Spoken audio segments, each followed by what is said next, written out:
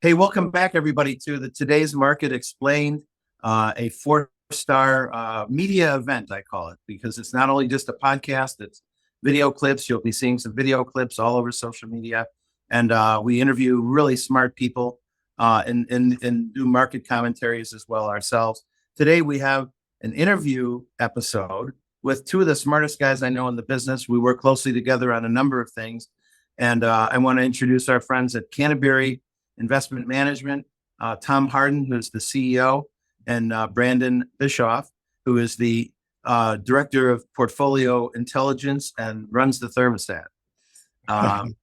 Brandon, is that the right title, Brandon? Yeah, that one works. Yep. Okay, good. Excellent. Well, the markets have been really crazy. And, it's been a very, very strange kind of 18 months here as we've reacted to a whole bunch of different things. And so relative strength is an area that I know you guys do a lot of work in. Could you guys give us a sense of what you think of the markets right now? Yeah, I'll start with that. Brian, I think, crazy is a good word, but the word we're using lately is, markets are kind of in a vulnerable position. So kind of as most investors know, and maybe some don't, the S&P 500 has been carried this year by, 7 large company stocks. Those are all tech related. You're familiar with the names like Apple, Microsoft, Amazon, Google, Meta, Tesla, and Nvidia. Well, those 7 company stocks make up 28% of the S&P 500. So, the S&P 500's got 500 company stocks. More than a quarter of its fluctuations just come from 7 of those. Now, we all know that those few stocks are up a lot this year. Some are up 50%, and in other cases, they're up 100, 150%. But those are also the same stocks that carried the market lower last year. They made up a large component of the index. They dragged the market down, and now they've seen this significant kickback. And so, I think the real big thing there is the rest of the market, the equal weight index or the average stock, really isn't doing all that well. And it makes the market vulnerable because it kind of sets it up for this, a bear market kind of formation. Tom, do you have a comment to add to that there? Well, yeah, I mean, obviously, all bull markets are eventually followed by a bear market. And bear markets take years to set up. And what typically happens is you'll have, a sector, or as you're talking about, a group of 7 stocks that just get parabolic. They run up. And, it's been primarily in the tech area, those 7 tech stocks. And actually, the NASDAQ, I think, went up like 120% over a 3-year period. And all parabolic curves in the same way. And that's with the sharp drop. And, so we're in the late stages of a bull market. It may have entered a bear market. And what tends to happen is the breadth of the market gets weak. And to kind of give an analogy, it's kind of like if you go to battle, you'd like to have the privates and the sergeants and the lieutenants up front and the generals back in the back directing everything. And what's happened is that the market is really the average stock is down. All the indexes are down at this point, but substantially more than the S&P 500. And, when the generals come to the fore and they're leading, there's only a certain amount of time till they're going to fall as well. Volatility has begun to pick up. It's not that high yet, but it's increased about 15% from the market high back in July. And, if you look at a chart of the market, you can see that it's clearly started putting in we hit the high in July, and then we put in a low, a lower high, lower low. We have a series of stair step pattern down of 5 lower lows and lower highs. So we can definitely see a trend change in the market, and it's a definite different environment than what we had before. Yeah, and that decline that began in August has really been broadly felt. It's not like you have these tech stocks that went up a bunch and now they're just sort of pulling back. Technology throughout this recent decline has, on a relative basis, actually done, pretty well amongst the sectors. In fact, those defensive-oriented sectors, like that people typically associate with being defensive, like your utilities and, your consumer staple sectors, those are down much more than like technology or communications. In fact, commercial real estate's down 16%, and the Russell 2000, which represents, small cap stocks, is at or near a new low. So when you take all the vulnerabilities, Brian, of this market, and then you add in the fact that, bonds have also significantly declined because of rising interest rates. Well, not only do you have a vulnerable market, but most investors have a vulnerable portfolio. Mhm. Yeah, interesting. So what happens to vulnerable portfolio? A vulnerable portfolio, that'd probably be one that's not effectively diversified, and they don't benefit from the diversification. The market goes down, it'll go down as well. It will. Yeah. Yeah. Typically you want to move assets that are, or hold assets that are moving differently from each other. That's been the stock and bond theory where it's like, okay, well, stocks are going down. Hopefully bonds are going up. Now we know in 2022, that's the exact opposite of what happened. Right. Stocks went down, bonds went down with it. So a diversified portfolio really didn't feel like it had any diversification. Right. Well, and that's still going on, right? The bond market's still going down. Rates are higher for longer, may go higher again. The Rick Santelli CNBC rant tells us, they think interest rates might go over double digit. Yeah. What would happen there? I mean, so there's still a lot of very vulnerable positions out there. But along the way, since we started this really messy period in the beginning of 22, there's been different leaders along the way, right? So it hasn't been like a static, these groups go down, these groups go up. I mean, so there's been movement, hasn't there?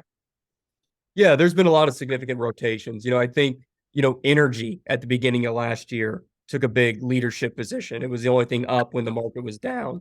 And then that rotated out of favor. And now, recently it started to, rotate back into favor. Technology stocks, as we started the beginning of this, podcast, technology stocks carried the markets way down. Now they've kicked back and they've taken this, leadership position back. So there's been a lot of rotations in these kind of markets that we've seen.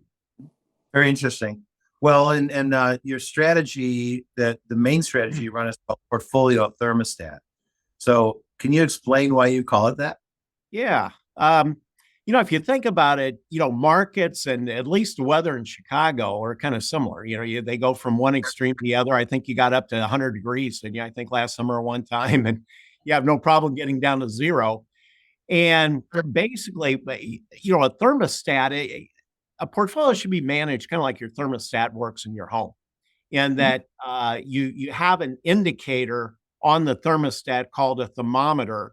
And as that begins to go down, you'd like to have temperature around 70 degrees. As it goes down, it begins to give you hot air and vice versa.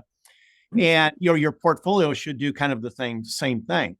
And we developed an indicator called the Canterbury Volatility Index, which is a short-term measure of volatility. And it's on an index that's kind of like temperature. 70 is kind of optimal, and that 45 to 70, 80 range is optimal. And if volatility picks up, then we'll do certain things in the portfolio to bring the volatility down.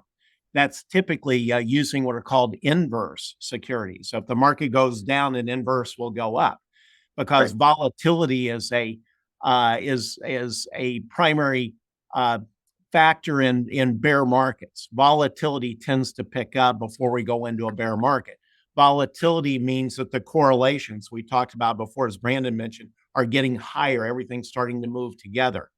So basically what we want to try to do is to keep the volatility in the portfolio within a consistent range over a period of time, and have the diversification within the portfolio move in concert with the markets. Okay. So your concept of limiting portfolio volatility is really a critical issue, isn't it? Yeah, it's very critical. It's one that needs to be measured. Brandon? Yeah, Brian, I think, we all kind of know you all talk about, compounded growth. Well, compounding works on the other side too. You have positive compounding, and then you have negative compounding. And so the bigger the decline, the larger the increase it takes to get back to break even. So if you have a 10% decline in your portfolio, it's not a big deal, right? It takes 11% return to get back to a point of break even. If you decline by 25%, well, now you're looking at, you need to go up a third. You need to go up 33% to get back to break even. And, the extreme examples, if you go down 50%, well, now you have to effectively double your money to get back to break even. So when you say limiting volatility, you want to limit those fluctuations, limit those declines to an acceptable range. So after each decline, you're coming off of a bigger base and you're able to get that positive compounding and it's working for you rather than against you. Yes. This all sounds really good. And I know you guys really well in the portfolio thermostat, but I bet a lot of our investors are wondering, okay, how does this strategy actually work? Like how do your methods differ from a kind of a traditional portfolio? Well, the most popular approach to managing a portfolio is called strategic, and that's where you assign an asset allocation based on the investor's risk tolerance. And then you want to rebalance as markets move, and if stocks go up and bonds go down, then you'll take money out of stocks and put them in bonds. So the objective there is to try to keep the allocations consistent. Tactical is a very good process, and it's one that's not used quite as much because it really requires some active management. But Sure. typically, just keep it simple. You'd have cash, stocks, and bonds, and you begin to shift the portfolio among those asset classes to add value, and try to put less money or very little money in something that's in a bear market. Our approach is called adaptive portfolio management, and adaptive portfolio management is about keeping and maintaining an efficient portfolio as the markets change. So risk in markets is defined as volatility, and volatility is managed through diversification.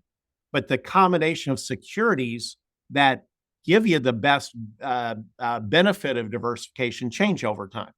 So an adaptive portfolio remains fully invested, but it adjusts to be able to maintain the consistent volatility and to keep a high benefit of diversification, which means that the securities in the portfolio might be volatile, but when you put them all together in one portfolio, the volatility is reduced. Yeah, and the standard process itself it works very similar to, again, how Tom mentioned that thermometer. We're gauging the overall market environment, the overall market climate, its temperature, and then we're constructing the portfolio to be able to deal with that environment. We do a lot of technical research. That's one of my roles here we get a daily report that tells us, okay, which securities have low volatility and more bullish characteristics, and which ones have more high volatility and bearish characteristics. Mm-hmm. And then, as Tom said, we're using a combination of relative strength to kind of rank those things. And then the really important part is we're taking, these technical analysis principles and we're trying to apply them to portfolio management. How do you construct a portfolio that matches the environment that we're experiencing in the markets? So when you have, like today, you have a volatile market, we own a lot more long positions than we do inverse ones. But by holding, mostly long positions, and then we have some inverse positions as well, that really creates that stable fluctuations, because, on a day where the market's up, you have long positions that are up, you have the inverse positions that are probably down. So you're not up as much, but it works on the other side as well. When you get these big volatile down days, you're not taking those big hits in your portfolio. If you just looked at your portfolio, it's like, well, yeah, it feels really comfortable in here. Whereas if you look at the market, hey, it's snowing in Chicago. Exactly. Well, this all sounds interesting. How could an investor do strategies like this on their own? Or That's a good question. Yeah. Really good question.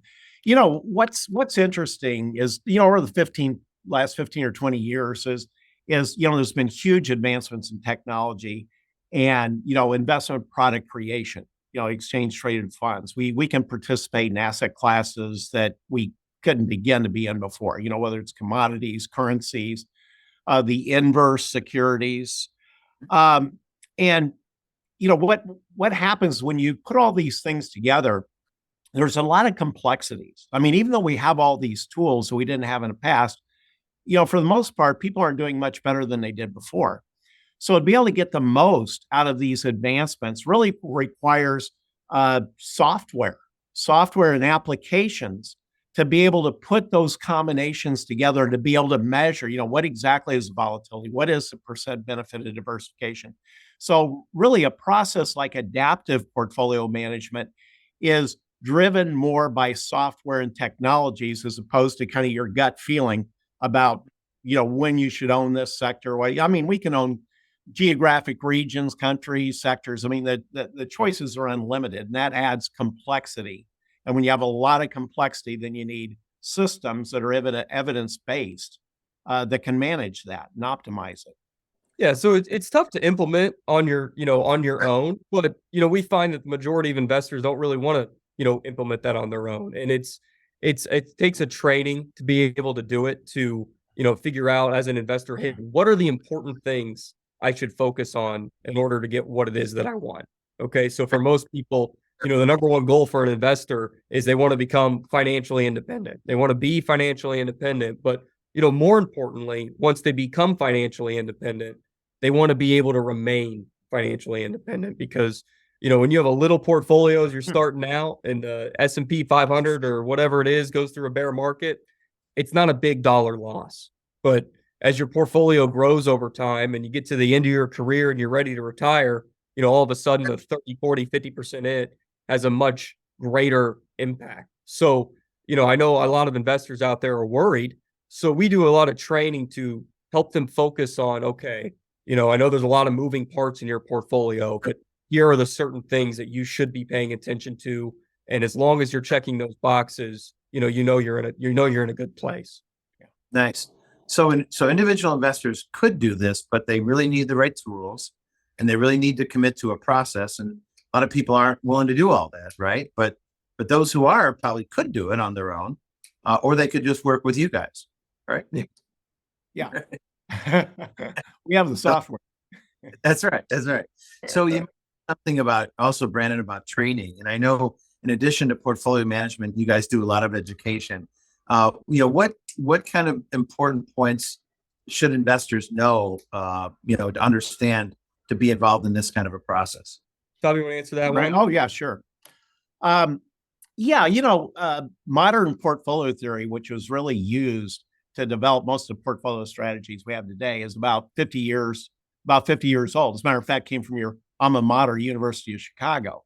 And great ideas. That's where they introduced the idea of diversification, basically, as opposed to just picking hot stocks. But what's happened is there were a lot of theories and assumptions that came out of that period, and a lot's changed. I mean, almost every business model has changed to the point of being unrecognizable. And I think in portfolio management, they've been a little slow to, look at these ideas and see if there's a better way to do it. So we like to just kind of look at some of the assumptions and educate the client in a way where they understand the basic process. They don't need to know how to be a money manager or anything. What they really need to know is to understand what needs to accomplish to be successful in investing. And, I'll kind of start with the keystone assumption, and that's the risk reward relationship. They say, well, if you want to make more money, you have to take more risk. And if you have more risk, you have to take more time to average it out. And that's, there's the relationship there. And Sure. I think if you look at it more closely, risk is defined as two things: volatility and drawdown or declines. Well, those are two things that we don't want to happen in a portfolio. Volatility is a bear market characteristic, and drawdowns are exactly what we don't want to have happen in the market. So what we really want to see is an efficient portfolio, one that's efficiently diversified, that matches up with the market environment that we have right now. And that efficient portfolio is not the index. It's not the S&P 500. It's a moving target, as you move from one different market environment to the other. So one of the ways that, benchmarks are important, but you don't want to benchmark to the S&P 500 because it's going to drop 50%. I mean, every asset class is going to have a bear market. So what we want to be able to do is as Brandon really figured out how to calculate what is an outlier day in the market. A second standard deviation day is 1.5% up or down, and that should happen about 95% of the time.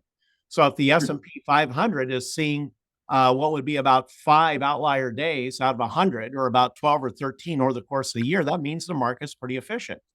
And if we go back to year before last, I think the market had what was about 16 or 17 outlier days, right, Brandon? In 2021, yeah, they had about 8. 2021, yeah. So it was a bull market, very stable. You could be 100% stocks and still been conservative. Then last year was kind of a bearish environment where we had like 77, 78, 79 outlier days. Our portfolio of Thermostat, I think, had 11 outlier days in 21. And then when you had the volatile year, we were able to stabilize and we had 10.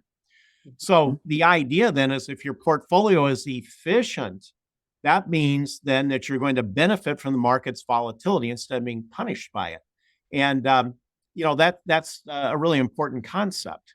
And it goes back to, Tom's concept there of, or his comment on benchmarking. A lot of times, yeah, benchmarking is important, but a lot of times if you just sit there each quarter and you say, okay, how'd I do? How'd the market do? You end up chasing your tail and kind of deviating away from focusing on process and, focusing on progress basically. So, process is really what's important. And so we want to train people to say, hey, look, how many outlier days have you experienced? Okay, you've experienced an optimal range of outlier days.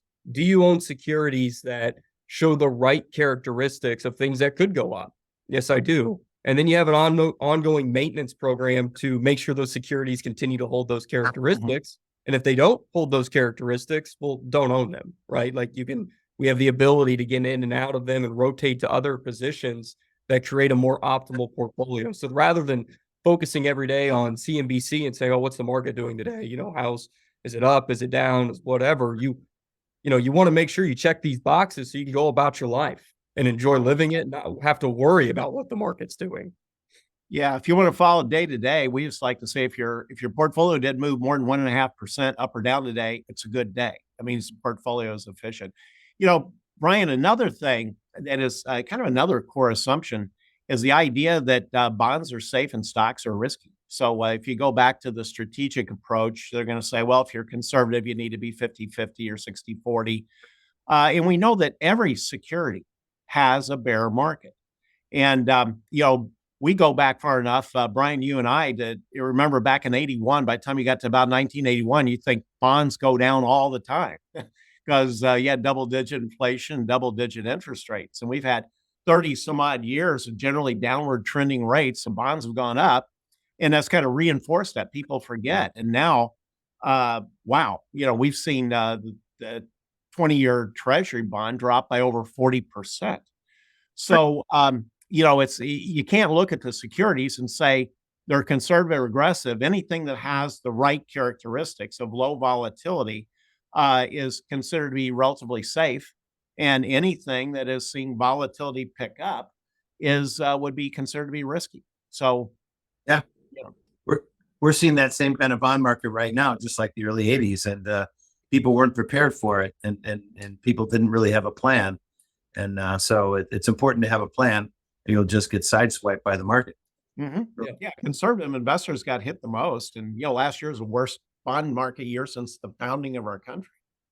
That's right. Oh, it's been, as you say, I say very crazy time. Now, Tom, you're known for your contributions to like an evidence-based portfolio theory. How could you explain that? And that's part of what you're doing. Is that part of the strategy? Okay.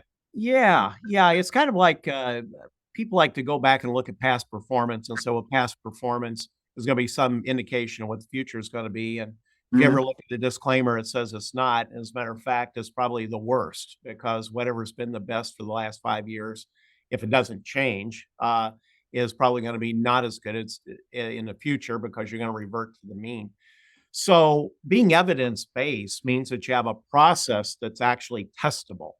And you can go back and see, how would this have done in the various market environments?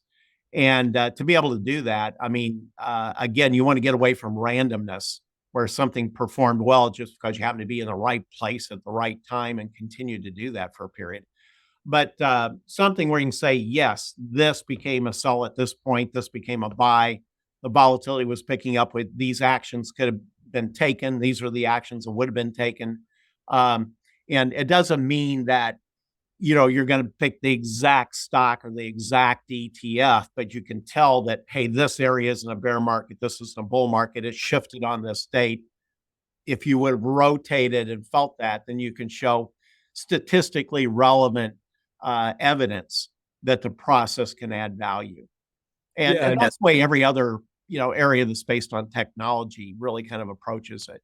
Is the Yeah, and benchmark evidence-based is doesn't mean like algorithm. It doesn't mean, it's just you just set it and the computer does all the trades and all that. It's, if you're constructing a portfolio and you want that portfolio to have a certain, range of fluctuations, well, there's probably an infinite combination of securities that you could put into the portfolio. You don't know which stock's going to be Apple, right? But you can look at it and say, well, this stock has the characteristics of something that will go up. So, evidence-based is being able to take that process and kind of, no matter how you construct the portfolio, it, generally has those same characteristics. Absolutely. Tom, one more thought I wanted to ask you.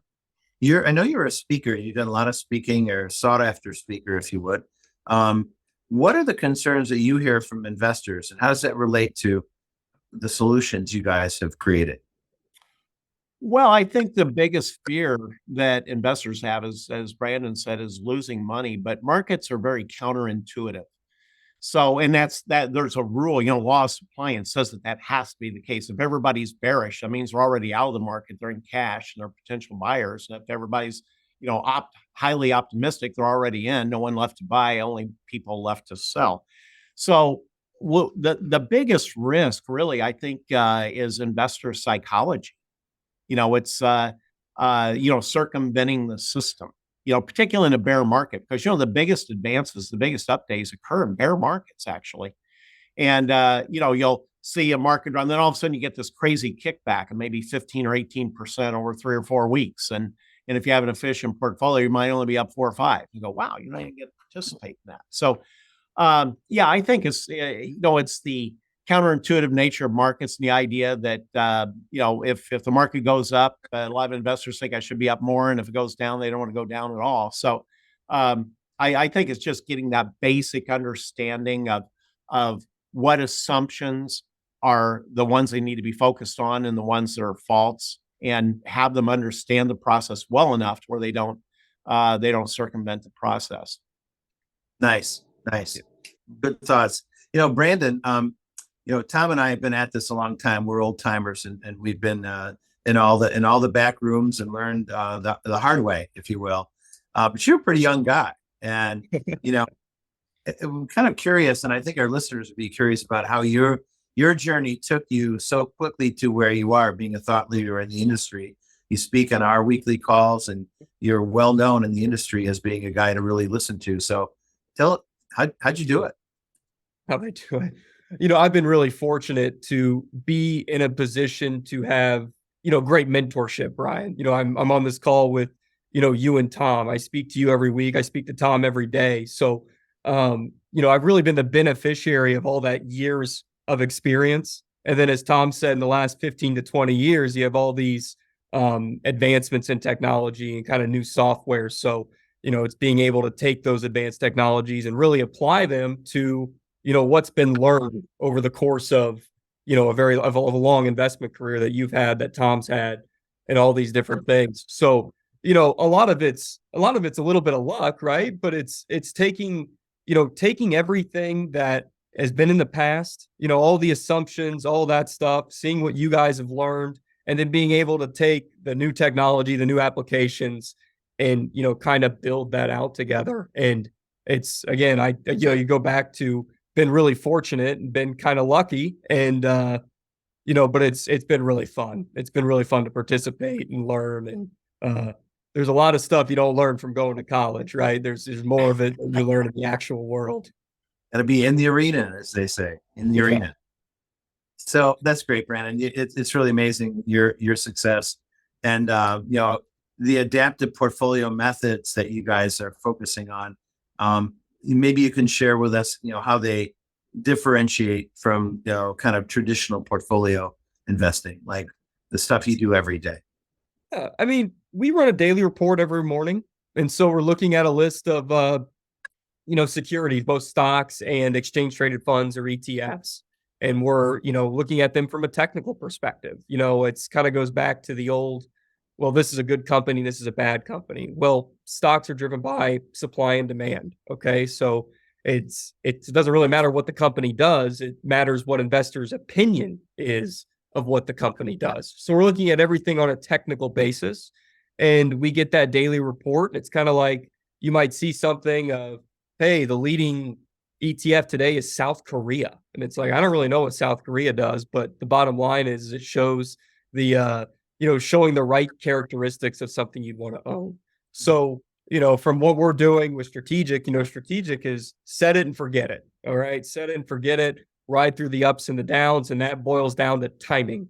It's kind of like, well, hey, if you would have wanted to retire in 2000, well, look, my portfolio grew all this. I said it and I forgot it and it grew. Well, you go to retire in 2000, we know what happens next, right? So, we're basically making adjustments on, could be a weekly basis, could be a daily basis. You might not see an adjustment in the portfolio for 2 months. It's just, is your portfolio showing the right characteristics? And if it's not, which security out there is going to benefit and to be added to the portfolio on a basic level, what we're doing each day.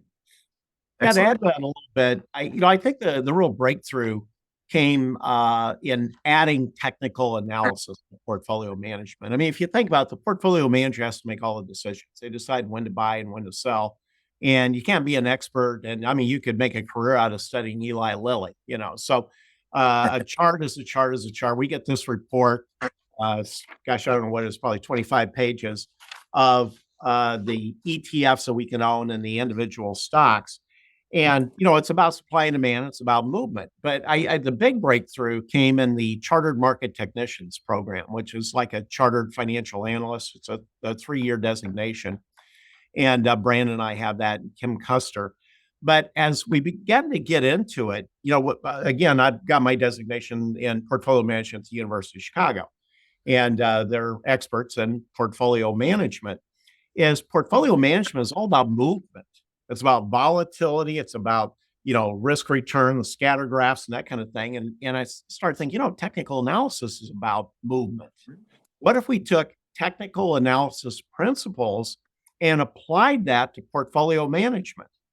In terms of measuring the correlations, measuring the volatility, et cetera. And that was a major breakthrough. And no one's really done that before because, in the past, portfolio managers were CFAs.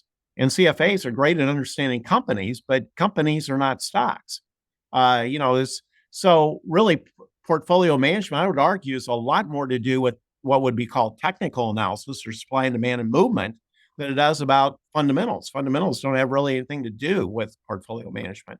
So I think making the connection between those two things to be able to broaden our universe of things that we could own and then figuring out, well, what combination will you use technical analysis principles to be able to do that. And that's also programmable.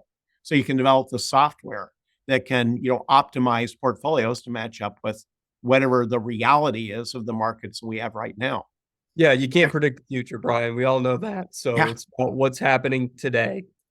So then we're back to evidence-based then. What are we seeing? Yeah. And then Brandon brings up a point that really needs to be expanded on is you really can't predict the future. And the fundamentals are about trying to predict the future.